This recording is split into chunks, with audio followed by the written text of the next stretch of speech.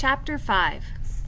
Hostility toward the German occupiers was silent, but as time passed, they were proving more and more difficult to hate. They were tactful, unobtrusive even. No houses had been searched.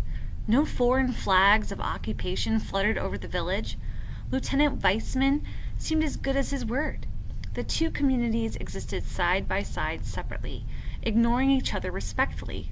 Some of the soldiers came to church on Sundays, Lieutenant Weissman amongst them. Father Lasai loved to play the organ, and it seemed that Lieutenant Weissman shared his passion.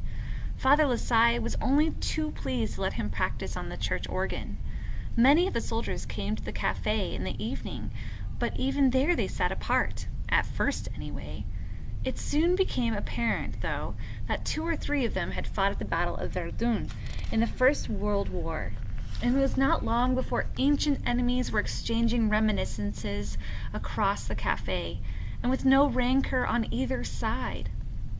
On the contrary, their shared suffering seemed to banish mutual reserve and suspicion. Joe wouldn't have believed it possible had he not witnessed it himself, but even Grandpere was drawn into a moment of nostalgic self-indulgence. Joe was coming out of school one lunchtime when he caught sight of Grandpere outside the cafe. He was deep in conversation with a German soldier. He towered over Grandpere, a great tree of a man. He had stripes on his uniform, a corporal, Grandpere had said. Beside Lieutenant Weissman, the corporal was the only soldier who spoke good French, and he lost no opportunity to practice it on the children with whom he had already become a firm favorite, mostly because he seemed to have an endless supply of sweets. He had offered one to Joe only a few days ago. Joe had taken it, but then his conscience had gotten the better of them, and he spat it out around the corner, something he immediately regretted as he watched Rolf enjoying it instead.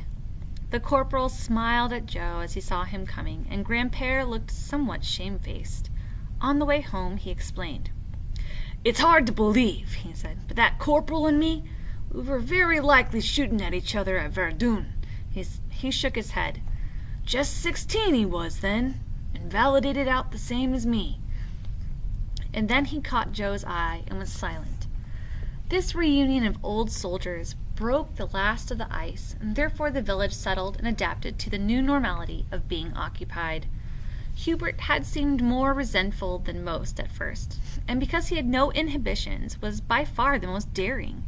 He was always blowing raspberries at them in the street, but the Germans simply laughed and blew raspberries back at him. It became a tit-for-tat game that Hubert enjoyed, and they enjoyed. Before long, they all knew his name. They would give him chocolate, and they would let him groom Lieutenant Weissman's horse. Hubert was happy, and whoever made Hubert happy struck a common chord with the spirit of the village. Joe had never much liked Armand Jolette before he shot the bear, and he liked him even less now. With the arrival of the Germans, his shop was doing well, very well. The soldiers had money to spend, and nowhere else to spend it but the cafe and the shop. The Jolette family owned them both. No one else in the village stooped to fawning except for Armand Jolette. He would always accompany the soldiers to the door of his shop and open it for them. He would bow and scrape in a manner that made Joe cringe to watch him. And these days, Joe was often in the shop to pick up Widow Horkata's provisions. Twice a week it was now, in all weathers. He climbed the hillside, his arms aching under the weight of the baskets. There were 8 children up there now, Widow Horkata told him. Joe had never set eyes on any of them except Leah, and he hadn't seen her for some time. He longed to sneak into the barn and take a look, but he knew he shouldn't. It was Benjamin who usually came to the door to take the baskets from him. He was still hobbling on his bad ankle. Joe was always invited in, but then he was never allowed to stay for long in the warmth of the kitchen. "Your honey, Joe," so the widow would say, pushing it across the table towards him. "And here's the list for next time." And then he'd find himself out in the yard again, facing a closed door. He knew why he could not stay. Being inclined to repeat herself, she had told him several times. "You've got to remember, Joe," she'd said. "To everyone in the village you're just an unwilling delivery boy for the Black Widow. God knows who's watching your comings and your goings, but that's just what you must do. Come and go. We don't want people asking questions, do we? It's best that way." Joe knew she was right, but it hurt him just the same. And questions were beginning to be asked anyway, questions he could not answer. One afternoon that winter, Monsieur Jolette caught him by the arm as he was leaving the shop. "You know what she's doing with all this food?" Joe looked away.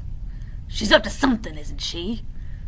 At that moment the door opened and the corporal came in, his mustache white with snow. "Joe, isn't it?"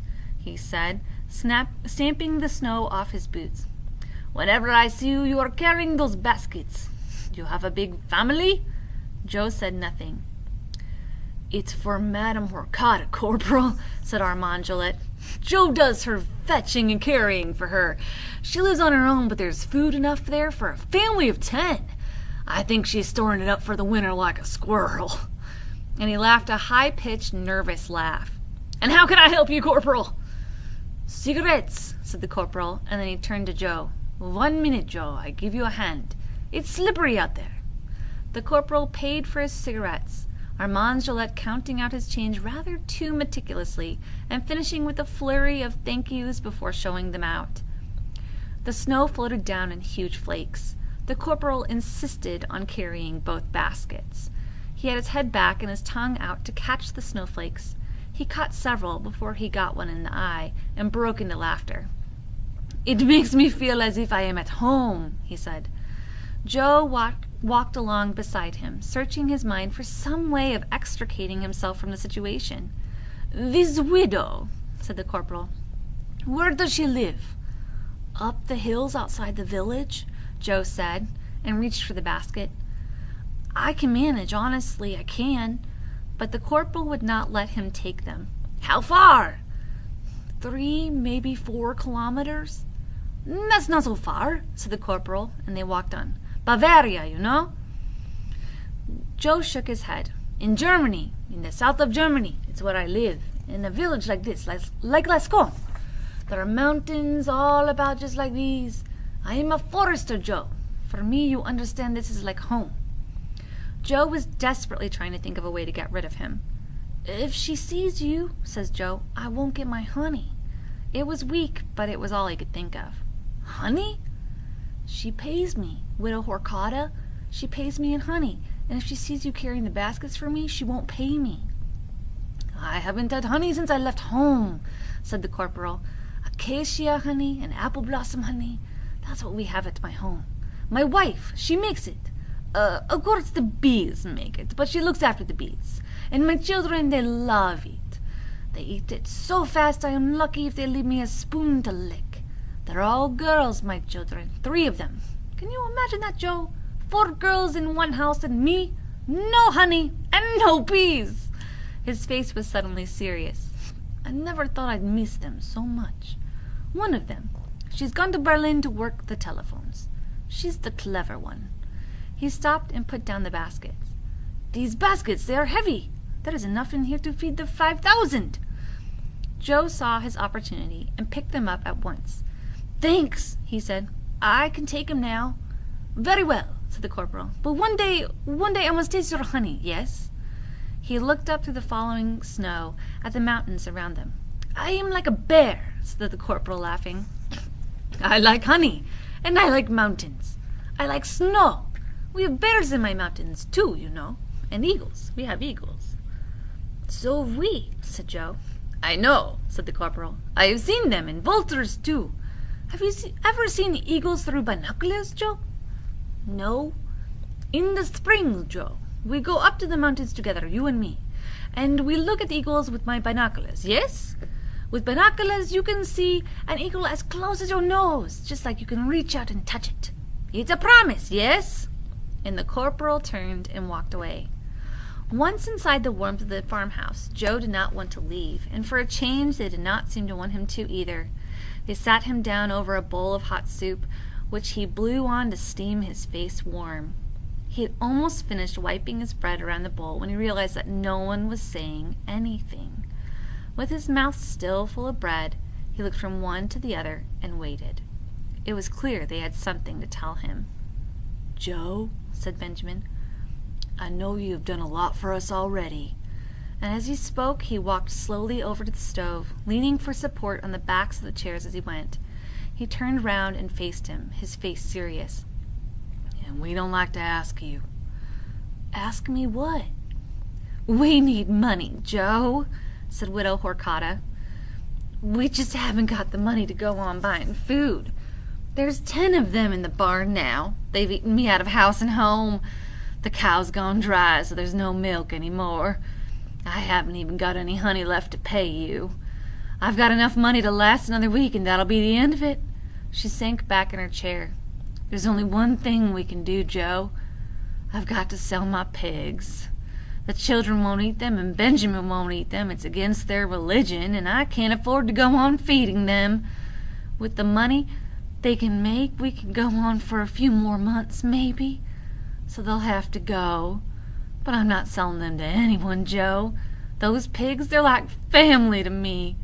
The only other one person who knows enough about pigs in this valley, and that's your grandfather Henry.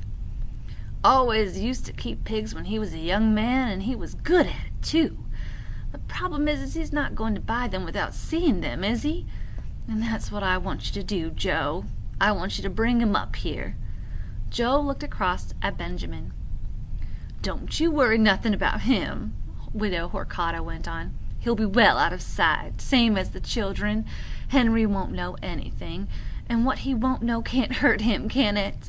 So the next time you come up here with the shopping, that'll be next Wednesday afternoon, won't it? I want you to bring your grandfather with you." "What am I going to tell him?" asked Joe. "Tell him I'm too old. Tell him I can't get about like I used to. That'll be true enough. Tell him what you like, Joe, but get him here."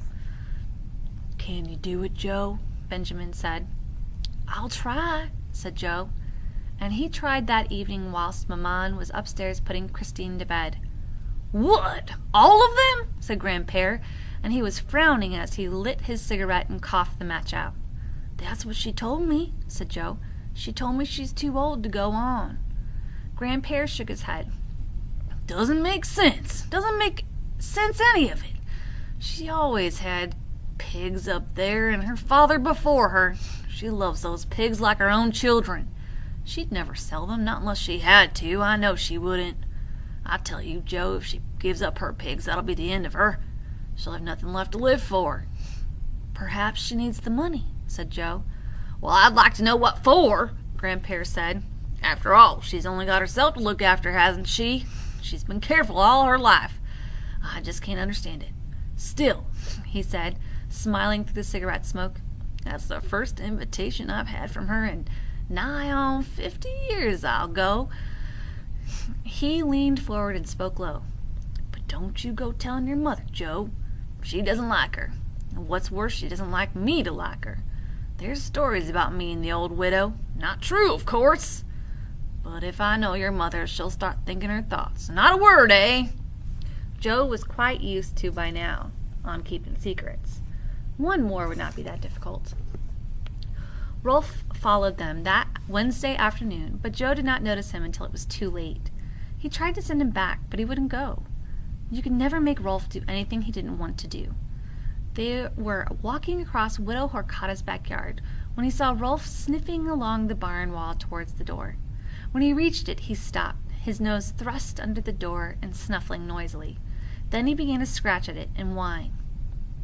"What's up with that dog?" said Grandpere, and the door of the house opened, and Widow Horcata was there.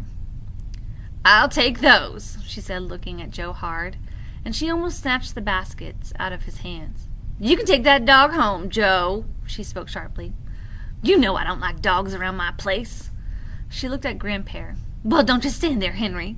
Come along in and shut the door behind you." It was all Joe could do to drag Rolf away from the barn door. He had to drive him down the hillside from behind, like a sheep. Joe would have given anything to stay behind and listen to what was going on. He wondered where Benjamin would be hiding. In the barn, perhaps, with the children, he thought, to keep them calm. If so, then Rolf's sniffling must have shaken them all rigid. But wherever they all were, they must have kept well hidden, and whatever money arrangements they came to inside the house must have been satisfactory, for Grandpère was quite evidently delighted when he came back. He told Maman that evening that pigs would be in great demand now. The Boshi eat a lot of pork. He could fatten them on the sheep's whey for practically nothing. He would hardly have to buy any feed for them, he said. "But they smell," Maman protested. "Pig smell. You can never wash it off." But Grandpère managed to persuade her that it was a smell they could learn to live with. Christine was delighted with the idea. She'd never ridden a pig. The next day, as Joe came tramping home from school through the village, he saw Hubert and Grandpère coming down towards the road, driving the pigs in front of them, or trying to. It was all going fine until they reached the square, and the pigs set off at a trot. They went running off in all directions, squealing and grunting as they explored every front door and every drain pipe. It took half the village, and a few of the soldiers as well, to round them all up and drive them back to Joe's house, where they managed to pen them all in. Well, all except one, a large, determined sow with pink and swinging teats that Joe had to chase all the way to the church and back before she at last gave up and reluctantly joined her friends. Grandpère's new pigs had become the talk of the village. After church on Sunday, there were dark whisperings that Henry Lalande had bought the widow's pigs for reasons that were not entirely agricultural or commercial. There was much tutting and shaking of heads, and some smirking mirth, too. Joe overheard Madame Soleil in the street saying that Henry Lalande must be out of his mind. "At his age," she said. "At his age." At school, Laurent snorted at Joe now whenever he met him, and "oink, oink" became the new greeting amongst the children until the joke wore thin. Maman declared that the sheep were giving less milk now that the pigs were about the place, but Grandpère just smiled and said that they'd soon settle down. And sure enough, they did. With the end of the snows, the sheep were being moved each day to and from the pastures around the village, and the sound of their bells in the fields heralded the first edelweiss and the first larks. You don't have to go out in the countryside, though, to know it was spring. When Father Lassalle left the church door open so that the sound of his organ playing could be heard all over the village, everyone knew for sure that winter was behind them. Monsieur Audap took advantage of the warming sun to lead the class out on a spring expedition. He did this once for every season of the year, and the children looked forward to it more than a holiday. It was like a treasure hunt. They scoured the slopes looking for plants and insects, footprints and droppings. Everything they found was recorded and sketched. There wasn't a plant Monsieur Audap could not name, nor a footprint, nor a dropping he could not identify. The great find of the day was a bear print in the muddy beach down by the river. It was Laurent who found it first. Laurent found most things first. Everyone thought it was just another of his practical jokes. "A bear!" he cried. "It's gotta be!" And Monsieur Audap confirmed it. "A front paw," he said, "and a small one at that. But it's a bear right enough, a young one, I'd say. Look at the claw marks." "What's the matter, Joe?" said Laurent, clapping him on the back. "You look as if you'd seen a ghost." They hunted up and down the river bank for more prints, but they found none. "A one-footed bear," said Laurent, hopping beside Joe on the way back that afternoon. But Joe found it difficult to enjoy the joke. "Cheer up, Joe," he said. Joe smiled as best he could, but it was not very convincing, and he knew it. They sang songs all the way back to the village, Monsieur Audap waving his hand above his head, conducting them. As they came round the last bend in the road, they saw a German patrol coming towards them. Sing up, said Monsieur Audap, and they swung past the patrol in full voice. Joe enjoyed the moment. They all did. It was a little victory, but even a little victory was better than none at all. They were still in high spirits when they came into the village. Perhaps that was why Laurent put his tongue out at Madame Soleil as she was arranging baguettes in the window of her shop. She came rushing out after Monsieur Audap, complaining bitterly and pointing at Laurent. After they got back to school, Laurent was called into Monsieur Audap's room, and Joe noticed that when he came out he was only just smiling. Monsieur Audap had clearly said his piece, and he had a way of reaching his mark. It was that interview that goaded Laurent into an act of revenge, and for that he needed an accomplice. "I need someone with a deep voice, Joe," he said, "and that means you." And it was never easy to say no to Laurent. Always good friends, with both their fathers prisoners of war in Germany, they had become even closer allies. Joe was left with no choice in the matter. "We'll meet at my place," said Laurent, "just before curfew." "What for?" Joe asked. "For a bit of fun," Laurent said. "I'll teach the old bat. I'll teach her." Joe knew well enough which old bat he was talking about, but until he got to Laurent's house that night, he had no idea what she was going to be taught. "I can see her from my window. I've watched her," said Laurent. "She always comes out of Madame Roby's house between 20 past and 9:30. She walks across the square and then back to her place, regular as clockwork. You know what? You know what you gotta do?" Joe didn't want to do it, not because he didn't dare. There was nothing very daring about it. He just didn't think they could pull it off, but Laurent ignored all his doubts and protests. Laurent tested the torch, and they crept out together onto the dark streets. Once in place, they had crouched down behind a wall and waited. Joe had been rehearsed in his part, but as the door of the Roby's house opened and he heard Madame Soleil's shrill voice, he found that his brain was suddenly frozen, that he could no longer remember his words. The door closed, plunging the square into darkness again. The moment had come. Laurent waited until the footsteps were just the other side of the wall, and then he stood up, shining his torch directly into Madame Soleil's eyes. Laurent had kicked Joe into action. Joe cleared his throat. "Halt!" he said in his deepest voice. "Ihre Papier, bitte!" And then his best guttural German accent, "Your papers, please." He looked up from his crouching position under the wall. Madame Soleil was holding up her hand, trying to keep the light out of her eyes, and she was stammering with terror. She held out her papers, her hand trembling. Laurent took them, glanced at them perfunctorily, and handed them back quickly. "Gut, sehr gut," said Joe as rehearsed. "Gute Nacht." And she hurried away, whimpering into the dark, Laurent's torch beam following all the way to her door. When she had gone in, Laurent bent over the wall and put his hands over his mouth to stop himself laughing out loud. Joe took the torch out of his hand and switched it off. "Did you see her face?" said Laurent. "Did you see it? You were brilliant, Joe, brilliant." And then from the darkness behind them came a soft voice. "Ausgezeichnet." Joe's heart leapt into his mouth. "A brilliant performance, as you said." They turned, and the torch beam hit them in their faces full on. "Ihre Papier, bitte," said the voice. It was Lieutenant Weissman. "I haven't got them on me," said Laurent. "Und du?" The torch came full beam on Joe's face. Joe shook his head. He could just make out a shadow behind the torch, and the outline of a head against the sky. "Turn around," said Lieutenant Weissman. They obeyed. "Hand a hook." "Hands up."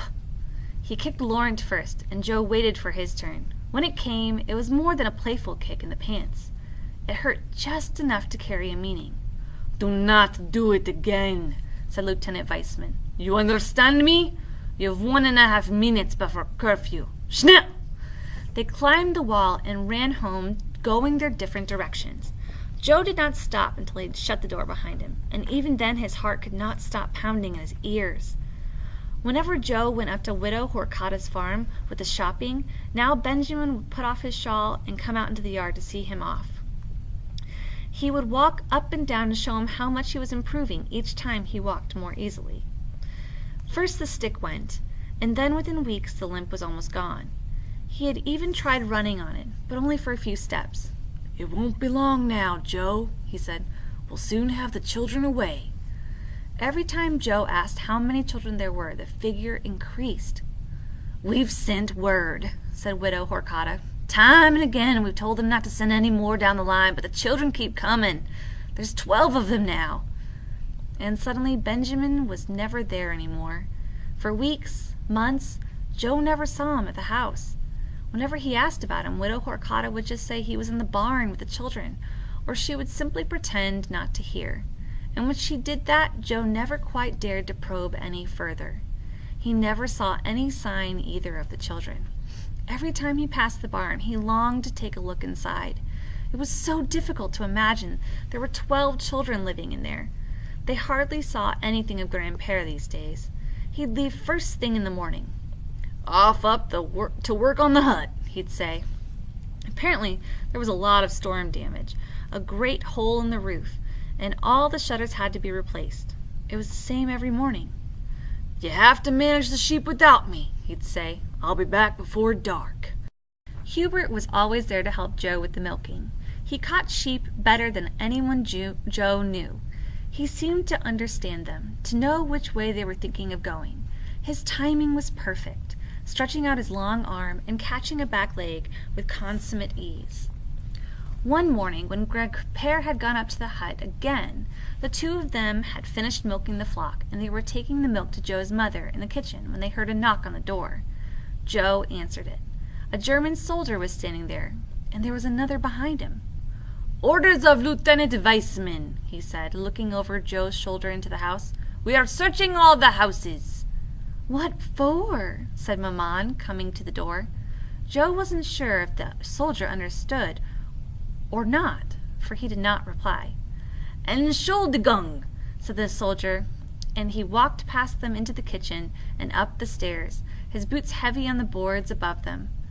There were sounds of furniture being dragged across the floor. Hubert looked alarmed. Maman put a hand on his arm and held it. "It's all right, Hubert," she said. "It's all right. We've got nothing to hide." The soldier came down the stairs again and went through the kitchen into the barn. Joe followed him. The sheep took fright and packed against the far wall. "I've got to take the sheep out," said Joe, pushing past the soldier. The soldier shook his head. He clearly did not understand. Joe spoke louder, pointing. "The sheep! I must put them out! They must eat!" The soldier shrugged his shoulders. Joe had only one thought. Somehow he had to get up to the widow Horcata's house and warn them. All the houses, the soldier had said.